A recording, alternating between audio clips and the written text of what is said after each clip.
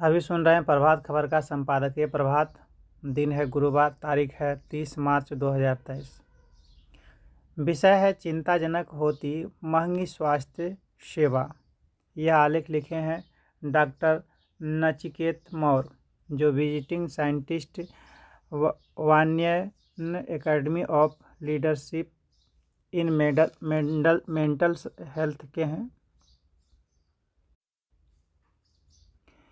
ऐसा नहीं था कि उपचार नहीं था, कुछ न कर पाने की व्यवस्था भी नहीं थी, बस पैसे का मामला था और 8 साल की पलक को बचाने के लिए पर्याप्त पैसे नहीं थे।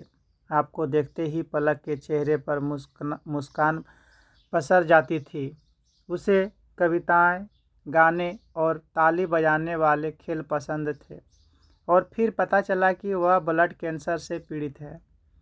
कार्ड ब्लड ट्रांसप्लांट में 15 लाख रुपए लगते हैं और ऐसा करने से उसका अस्थि मज्जा कैंसरग्रस्त कोशिकाएं बनाने की जगह स्वास्थ्य कोशिकाएं बनाने लगता है। दवाओं से ब्लड कैंसर समेत कई गंभीर बीमारियों का प्रभावी उपचार संभव है। ऐसे उपचार का खर्च बहुत अधिक हो सकता है। मुंबई के बहुत सारे इलाकों में 15 लाख रुपए में एक छोटा कमरा भी नहीं खरीदा जा सकता है। लेकिन 95% से अधिक भारतीयों, यानी केवल बेहद गरीब लोग ही नहीं, के लिए यह रकम पहुंच से उतनी ही दूर है जैसे बड़े शहर में फ्लैट खरीद पाना। पलक के परिवार के साथ भी ऐसा ही स्थिति थी, लेकिन इतनी बड़ी रकम परिवारों को नहीं, स्वास्थ्य बीमा को चुकाना चाहिए। इसलिए तो बीमा का अस्तित्व है। स्वास्थ्य बीमा इंडोनेशिया के बहुत पुराने मछली पकड़ने वाले जहाज़ों में लगे अतिरिक्त पेंदे जुकोंग की तरह है, जिसके सहारे 2000 साल पहले वहाँ के लोग हिंद महासागर पार कर ऑस्ट्रेलिया तक पहुँच जाते थे। वह अतिरिक्त पेंदा उन्हें सुकून देता था कि यदि कभी समुद्र आक्रामक हुआ तो उनका जहाज स्थिर भी रहेगा और डूबेगा भी नहीं। बीमा के रूप में हर परिवार के स्वास्थ्य की सुरक्षा सुनिश्चित करने के लिए लाखों परिवारों को एक साथ मिलकर जोखिमों को भी साझेदारी में उठाना होगा। यह तभी संभव हो सकता है जब सभी सक्षम हों और स्वास्थ्य बीमा खरीदने के लिए तैयार हों तथा बीमे का निर्धारित प्रीमियम अदा करें।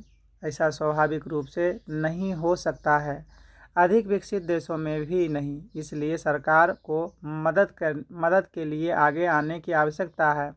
इस आवश्यकता की पहचान करते हुए भारत में अधिकतर राज्य सरकारें मुफ्त स्वास्थ्य बीमा योजनाएं मुहैया करा रही हैं। इनके लिए भुगतान कराधान से प्राप्त राजस्व से होता है।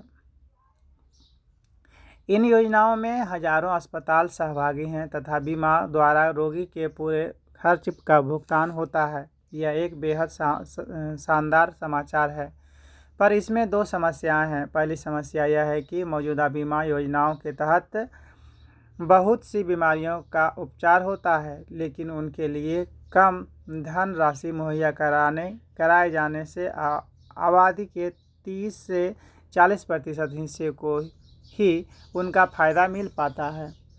दूसरी समस्या यह है कि जो लोग बीमा के दायरे में आते हैं उन्हें भी कई बड़ी बीमारियों के उपचार का पूरा खर्च बीमा से नहीं मिल पाता है, क्योंकि बीमा में ऊपरी सीमा निर्धारित की गई है।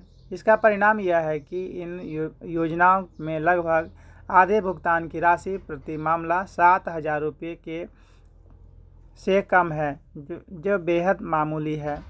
केवल 4% दवाओं में ही राशि 1 लाख रुपये से अधिक है। क्या यह पहले से ही सीमित सरकारी बजट का सही उपयोग है, या हर किसी को तैरना सिखाने जैसा कि उन्हें डूबने से बचाया जा सके? ऐसा करना फ़ायदेमंद हो सकता है, पर इसमें बहुत अधिक खर्च आएगा, जबकि लोगों को लाइफ जैकेट देना ज़्यादा असरदार होगा। अब सरकार के पास सीमित पैसा है और सुरक्षा की ज़रूरत लगभग सार्वभौमिक है, तब राज्यों को ऐसी योजनाओं को लाना चाहिए जिसमें पूरी आबादी के लिए कुल बेहद खर्चीली और गंभीर बीमारियों में बीमा की सुविधा मिले। ऐसी व्यवस्था होने से सभी को सुकून रहेगा, भले ही अधिकतर लोगों को इस बीमा की ज़रूरत कभी नहीं होगी। और चूँकि गंभीर बीमारियां बहुत कम लोगों को होती हैं, उनमें भले ही बहुत अधिक खर्च आए, लेकिन ऐसी योजनाओं का कुल खर्च आवंटित बजट के भीतर ही रहेगा। ऐसी स्वास्थ्य बीमा योजना देने से राज्य सरकारों को भी अपने स्वास्थ्य बजट के बाकी हिस्से के इस्तेमाल से अच्छी स्वास्थ्य सेवा प्रणाली स्थापित करने का मौका मिलेगा। ऐसा होने से सभी लोगों को सामान्य बीमारियों यानी dengue, diabetes, high blood pressure आदि में बिना खर्च के मुफ्त उपचार मुहैया कराया जा सकता है। इससे उन्हें भी फ़ायदा मिल सकेगा जिनके बीमा के दायरे में उनकी बीमारियां नहीं आती। इस तरह की बीमा योजना लागू होने से सरकार को यह जानकर राहत मिलेगी कि किसी घर में स्वास्थ्य संबंधी गंभीर चुनौती सामने आई, पर वे तबाह नहीं हुए और किसी की जान भी नहीं गई। यदि ऐसी बीमा योजना में सभी का स्वाभाविक रूप से पंजीकरण होगा तो बार बार लोगों की पहचान और उनके पंजीकरण की जांच करने की आवश्यकता नहीं रहेगी, जो मौजूदा व्यवस्था में की एक बड़ी समस्या है। समूची आबादी को बीमा के दायरे में लाकर राज्य सरकारें अपनी क्रय क्षमता का इस्तेमाल कर गंभीर बीमारियों के खर्च को घटाने के लिए प्रयास कर सकती है। बड़े अस्पतालों में उपचार के खर्च को नियंत्रित रखने से योजना को मदद तो मिलेगी ही, साथ ही इसका असर पूरी स्वास्थ्य सेवा के खर्च पर भी होगा। इस तरह से एक ऐसा स्वास्थ्य तंत्र विकसित हो सकेगा जिसमें हर तरह के रोगों का उपचार आसानी से हो। जब पलक के परिवार को उसके ब्लड कैंसर होने की जानकारी मिली तो उनके पास उसे मौत की ओर जाने और उसकी सारी खुशियों के खत्म होने से रोकने का कोई उपाय नहीं था। त्रासदी यह है कि पलक को मरना नहीं था, उसके उपचार की व्यवस्था उपलब्ध है। जब खर्च की समस्या मुख्य है तो नई बीमा योजनाएं ऐसी त्रासदियों को रोक सकती हैं। कोई रोग किसी परिवार को वित्तीय रूप से तबाह कर सकता है या उन्हें अपने परिजन को मरने देने के लिए मजबूर कर सकता है। ऐसी स्थिति से परिवारों को बचाने के लिए नए उपाय की दरकार है। दूसरे शब्दों में, इस तरह की व्यवस्था बड़ी समस्याओं का समाधान बीमा के जरिए कर सकती है और स्वास्थ्य सेवा तंत्र के भीतर छोटी समस्याओं के हल के उपाय निकाल सकती हैं।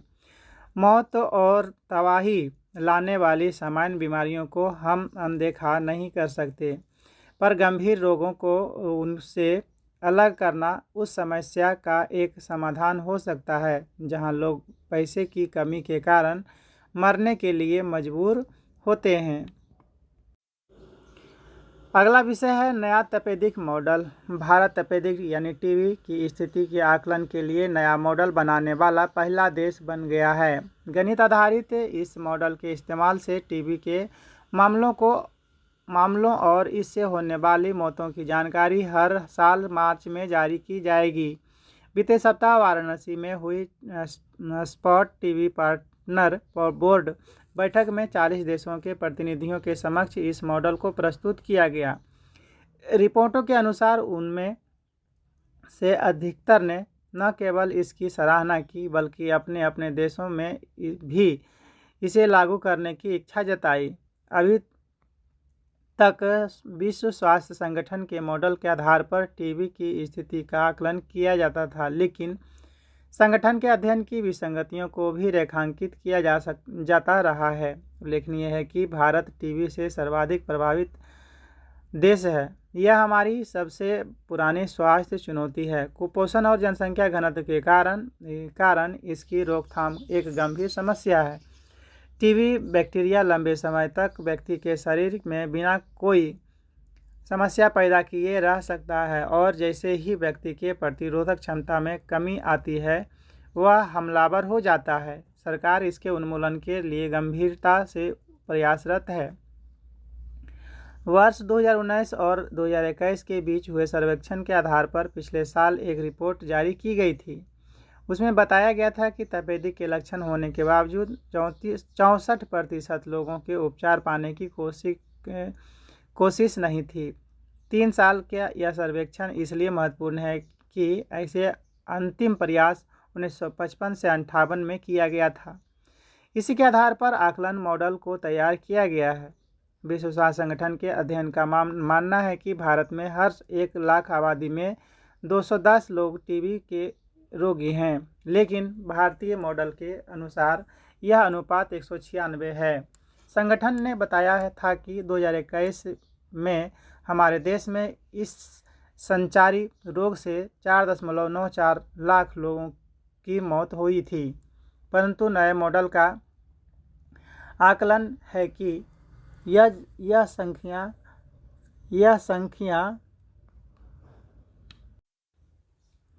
3.20 लाख है।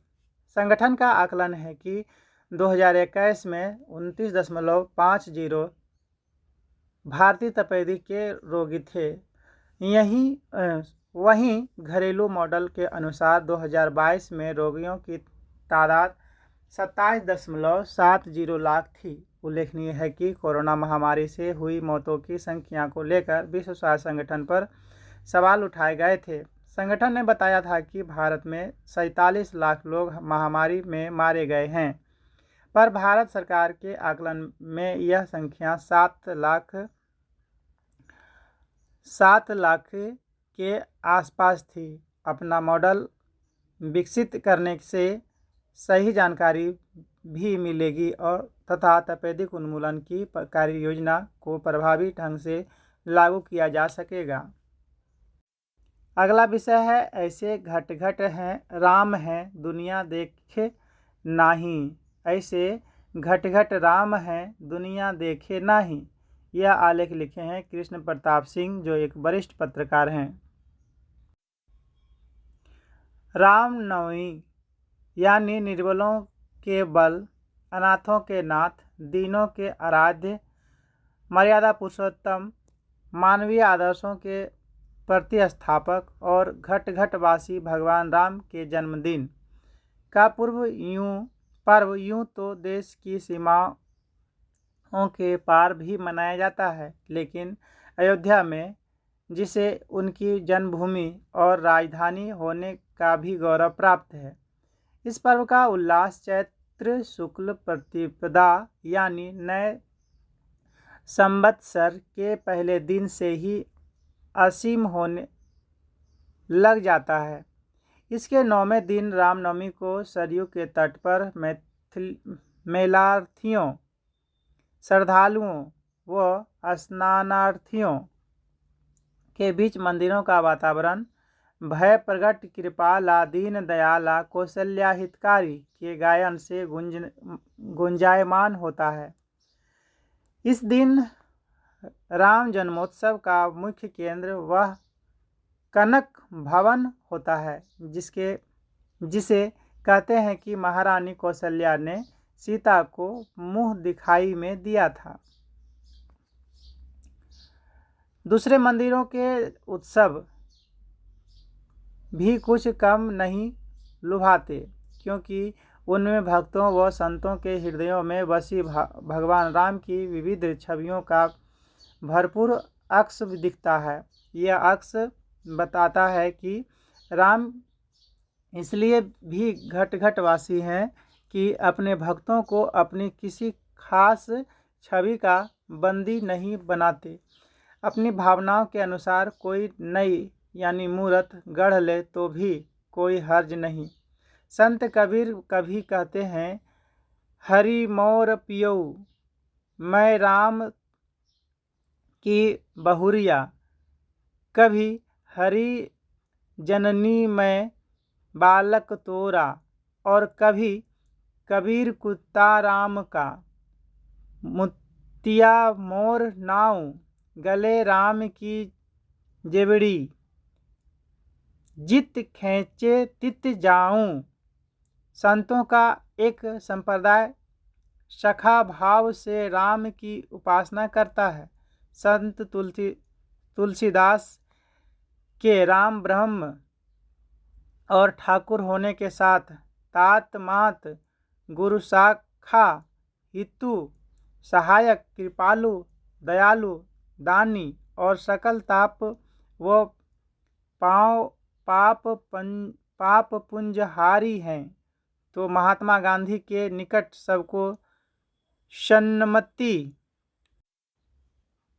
प्रदान करने वाले किसी को शौक ए दीदार हो तो वह राम की कुछ बेहद जतन से गढ़ी गई और ज़्यादातर अनगढ़ छवियों में बहुलतावाद का सबसे प्रामाणिक प्रतिबिंब देख सकता है। राष्ट्रकवि मैथिली शरण गुप्त साकेत में राम से ही पूछते हैं, राम तुम मानव हो, ईश्वर नहीं हो क्या? विश्व में रमे हुए नहीं सभी कहीं हो क्या? अगर हाँ तो वे कहते हैं, तब मैं निरीश्वर हूँ, ईश्वर क्षमा करें। तुम न रमो तो मन तुम में रमा करे।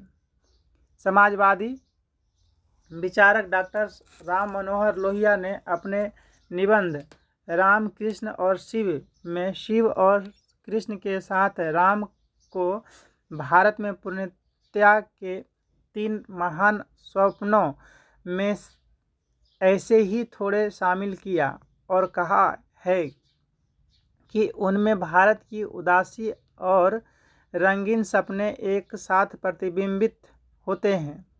उनके अनुसार राम का जीवन किसी का कुछ भी हड़पने बिना फलने की कहानी है। वे लिखते हैं, उनका निर्वासन देश को एक शक्ति केंद्र के अंदर बांधने का एक मौका था। इसके पहले प्रभुत्व के 2 प्रतिस्पर्धी केंद्र थे, अयोध्या और श्रीलंका। अपने प्रवास में राम अयोध्या से दूर लंका की ओर गए। मर्यादित पुरुषोत्तम की नीति निपुणता की सबसे अच्छी अभिव्यक्ति तब हुई जब राम ने रावण के राज्यों में से एक बड़े राज्य को जीता। उसका राजा बलि था। राम ने इस पहली जीत को शालीनता और मर्यादित पुरुषोत्तम पुरुष की तरह निभाया। वह राज्य हड़पा नहीं, जैसे का तैसा रहने दिया। रावण की लंका को भी उन्होंने हड़पा नहीं। विभीषण को उसका राजा बनाया। अल्लामा इकबाल कहते हैं कि हे राम के वजूद पे हिंदुस्तान को नाज, अहले नज़र समझते हैं उनको इमाम ए हिंद। तुम सुनना अच्छा लगता है, लेकिन पंडित ब्रजनारायण चकवस्त द्वारा रामायण का एक शीर्षक नज्म में राम के मुँह से कहलवाई गई यह बात देश की सीमाओं व धर्म की संकीर्णताओं से भरे उनकी घट व्यापकता के साथ कहीं ज़्यादा न्याय करती है। कहते हैं, जिसको धर्म वो दुनिया का है चराग। इंडोनेशिया, थाईलैंड व फिलीपींस आदि देशों में कही जाने वाली राम कथाएं इसी मान्यता को पुष्ट करती हैं। गौरतलब है कि ये देश हिंदू बहुल नहीं है। वहाँ यह कहने वाले भी मिलते हैं कि क्या हुआ जो आज हमारा धर्म हिंदू नहीं है, लेकिन हम इससे कैसे इनकार कर सकते हैं कि अतीत में हमारा भगवान राम से गहरा नाता रहा है। वह नाता हमारी सांस्कृतिक धरोहर है। अपने देश में रामानुजाचार्य की भक्ति परंपराओं के संत रामानंद के शिष्यों में भी दूसरे धर्मों और संप्रदायों के लोग थे। कबीर तो थे ही। अवध में अंग्रेजों ने 1856 में नवाब वजीद अली शाह को गिरफ्तार कर लिया तो उनके कुशल क्षेम के लिए भगवान राम से प्रार्थनाएं की गई। इसके पीछे वह गंगा जमुनी संस्कृति थी जिसे नवाबों ने अपने समय में लगातार सींचा। उनमें से कई स्वयं रोमापासक थे, रामोपासक थे और उन्होंने अयोध्या के अनेक मंदिरों का दान व जागीर देने में दरियादिली दिखाई थी। अगला विषय है तालिबान को अफगानिस्तानियों के साथ संवाद की जरूरत। तालिबान को अफगानिस्तानियों के साथ संवाद की जरूरत। बीते 1.5 वर्ष से तालिबान अंतर्राष्ट्रीय समुदाय और अफगानी लोगों के साथ छल करता आया है, जिसने उसके अपने उच्च पदस्थ अधिकारियों को भी चक्कर में डाल दिया है। तालिबान सरकार निरंतर अपने वादे से पीछे हटती रही है और नागरिकों के अधिकार छीनती रही है। उसने जो नीतियां सामने रखी हैं वह उत्तरोत्तर बदतर होती जा रही हैं। उसकी प्रत्येक नई नीति गंभीर परिणामों के साथ पुरानी को निष्प्रभावी करती जा रही है। लड़कियों व महिलाओं के लिए शिक्षा धीरे धीरे प्रतिबंधित कर दी गई। महिलाओं के लिए रोजगार सीमित हो गए। अभिव्यक्ति की स्वतंत्रता का उल्लंघन किया गया और असंतुष्टों को हिरासत में लाकर प्रताड़ित किया गया है। इस सरकार में केवल खुफिया निदेशालय की शक्ति में वृद्धि हुई है। तालिबान की सामाजिक आर्थिक विफलता और उसके द्वारा अधिकारों के उल्लंघन ने स्वाभाविक रूप से अंतर्राष्ट्रीय समुदाय का ध्यान सबसे अधिक इसी ओर आकृष्ट किया है। पर यहाँ एक और महत्वपूर्ण मुद्दा है जिसमें तालिबान ने कोई प्रगति नहीं की है और वह है राष्ट्रीय संवाद और एक समावेशी सरकार का गठन। इस इस्लामी समूह से बड़ी मांग है कि वह सरकार में सभी को शामिल करें। इसमें शायद ही आश्चर्य की बात है कि कुछ राजनीतिक दलों के साथ आरंभिक बातचीत के बाद तालिबान ने उन्हें बाहर रखते हुए अपने मंत्रिमंडल की घोषणा की थी। तब से तालिबान की ओर से शासन के संबंध में दूसरे अफगानों से किसी तरह के समर्थक संवाद की बहुत कम इच्छा जताई गई है।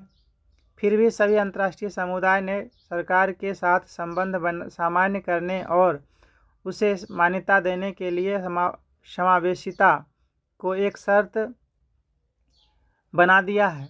पर राष्ट्रीय संवाद तभी होगा जब तालिबान अंततः नए संविधान का मसौदा तैयार करने का निर्णय लेगा। अगला विषय है बिजली दर बढ़ने से लोग परेशान। बिहार में पर्याप्त मात्रा में बिजली उत्पादन होने के बावजूद बिजली दर में वृद्धि की गई है।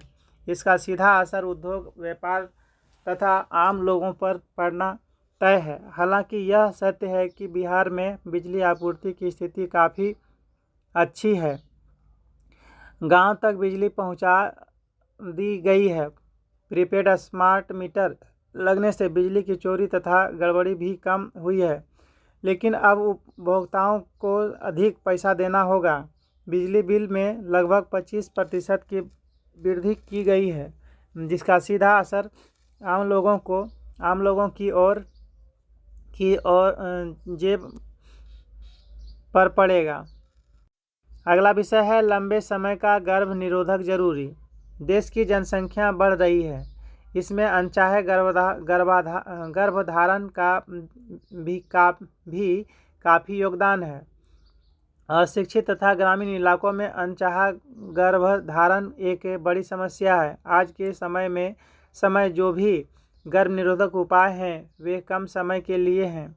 अधिकतर विकसित देश लंबे अवधि के गर्भ निरोधक मुहैया करा रहे हैं। नेपाल में बाहों में फिट किए जाने वाली 3 साल के गर्भ निरोधक उपाय की दिशा में केंद्र सरकार मदद ले सकती है। भारत सरकार के स्वास्थ्य मंत्रालय को नेपाल से बात करनी चाहिए, इससे जनसंख्या नियंत्रण में मदद मिलेगी। अगला विषय है देश की धरोहर का जिक्र। टाइम पत्रिका ने 2023 के लिए हाल ही में विश्व के महानतम स्थलों की वार्षिक सूची जारी की है। इसमें लद्दाख को 31वां और उड़ीसा के मयूरभंज जिले को 32वां स्थान मिला है। टाइम पत्रिका की चुनिंदा 50 स्थलों वाली इस वार्षिक सूची में इन भारतीय स्थलों को प्राकृतिक दृश्यों, दुर्लभ बाघों, प्राचीन मंदिरों और खान पान की विविधता के लिए चुना गया है। पत्रिका ने लद्दाख के आश्चर्यजनक अल्पाइन दृश्यों और तिब्बती बौद्ध संस्कृति को विशिष्ट बताया है। पत्रिका ने उत्तरी भारत की दूरस्थ यात्राओं को चमत्कार के समान कहा है। वहीं हरियाली एवं प्राकृतिक दृश्यों के साथ साथ समृद्ध सांस्कृतिक विरासत और प्राचीन मंदिरों के लिए प्रसिद्ध उड़ीसा के मयूरभंज के लिए कहा गया है कि यह दुनिया का एकमात्र स्थान है जहां अत्यंत दुर्लभ काला बाघ पाया जाता है। समृद्ध सांस्कृतिक विरासत और ऐतिहासिक धरोहर के साथ बहुत से प्राकृतिक दर्शनीय स्थल देश के हर हिस्से में मौजूद हैं। कोविड काल के बाद जब पर्यटन ने फिर से गति पकड़ी है, टाइम पत्रिका द्वारा चुने गए महानतम स्थलों में लद्दाख और मयूरभंज का जिक्र वाकई अहम है।